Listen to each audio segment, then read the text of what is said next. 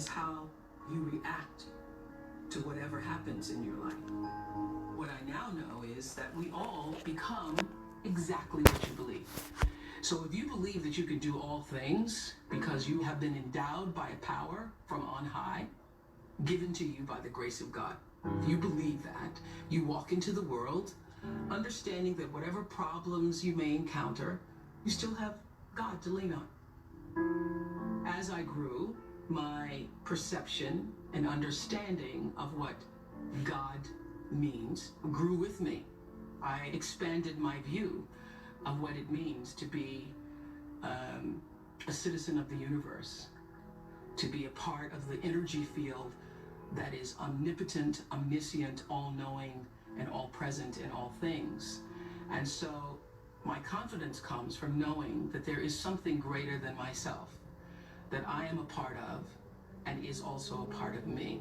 I call that God, but I do nothing without that understanding. How I think one masters one's life is to understand that you are co-creating that life with the ultimate creator. Not understanding that puts you at your own pitiful, meager little will. And everything is left up to you. And you can't do it. You cannot survive in this world by yourself, just believing in yourself. You're not big enough to do it. I'm not big enough to do it. Nobody's big enough to do it. You have to understand that your very presence here as a human being on earth came from something greater than you. And not just your parents who wanted to have a child. The fact that that egg was hit by that particular little sperm in that particular moment, and you were created. Wow. How amazing is that?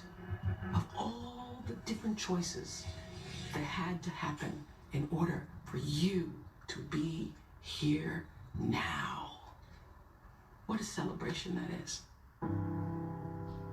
So when you recognize the mystery of that creation, all the circumstances that had to configure and reconfigure themselves, all the questions that we don't have answers to, you have to know this: the fact that I'm here matters.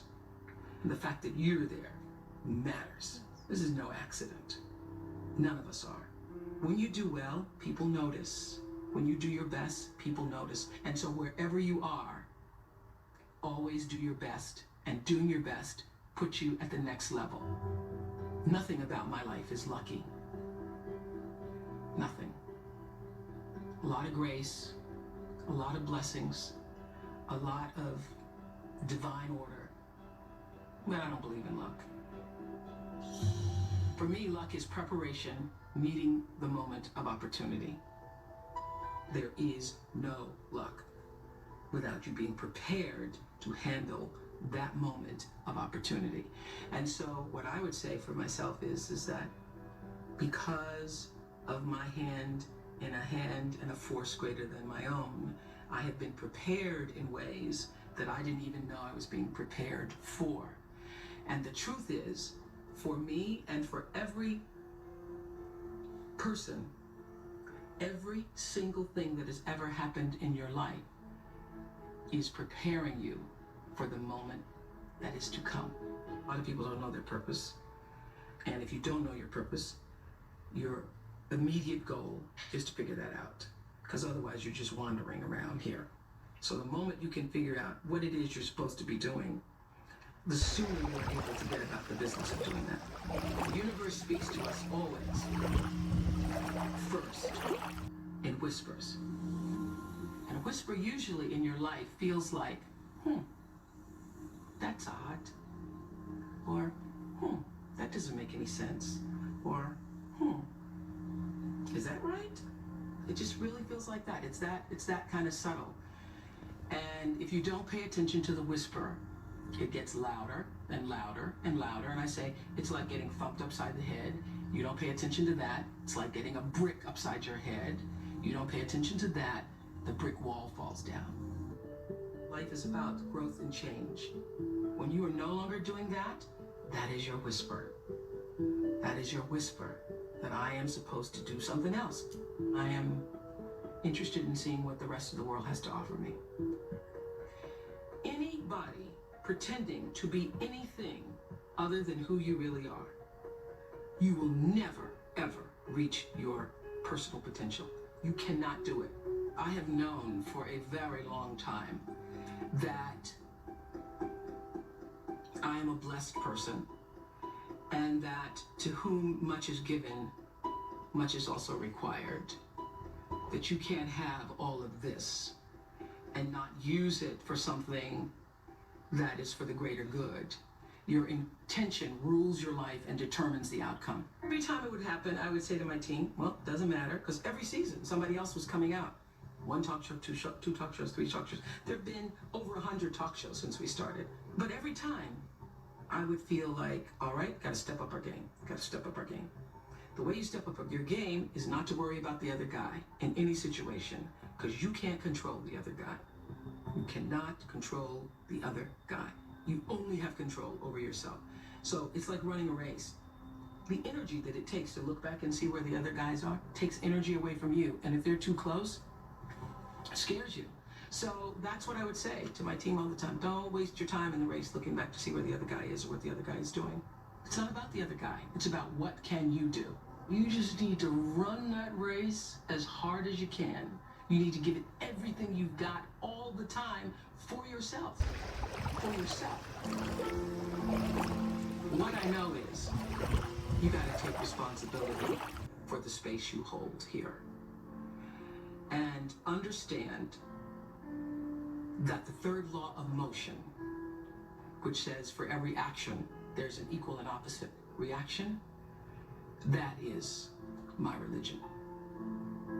That is the fundamental construct of my religion. And by that, I mean, I know that every thought that I think, every thought that I have that moves into action is going to create an opposite and equal reaction. So everything that I put out into the world is going to come back. It's the golden rule on steroids. The golden rule on steroids. It's true that as you do unto others, they will do unto you. It's already done. There's an energy field. There's an energy flow that I strongly feel in my own life. And I know lots of other people who do. You're either in flow or out of it. And if you're in flow, it's like this. It's like this. All the time. It's like this. It's like flowing with the stream. And the flow is in direct proportion to the center of yourself, where God abides, where universal energy abides, where the divine within you abides. How far you are from the center, from the divineness of yourself, from your connection to source energy, that which created you, is how out of sync you are with your life, regardless of what you call it. When you can align with that, nobody can touch you. Gary Zukav calls that authentic power. In his book, Seed of the Soul, he says, when your personality comes to serve the energy of your soul, that is authentic power. And that's the only real power there is, because you don't lose everything else. I don't care how beautiful you are. One day, your breasts are going to sag and your eyes are going to bag and you're not going to be as beautiful. And it doesn't matter how much Botox and how many times you get yourself pulled up and how many hairdos and how many makeovers or what you do, you know, that doesn't last. It's just like the most beautiful flowering tree. Everything passes in its time. It doesn't matter how much money you have, how much power you have, how high you sit on the Forbes list, how many times you make the most influential list. All of that changes. All of that changes. But what is real? What is lasting is who you are and what you were meant to bring. What is the gift you were meant to give? And nobody can take that away from you.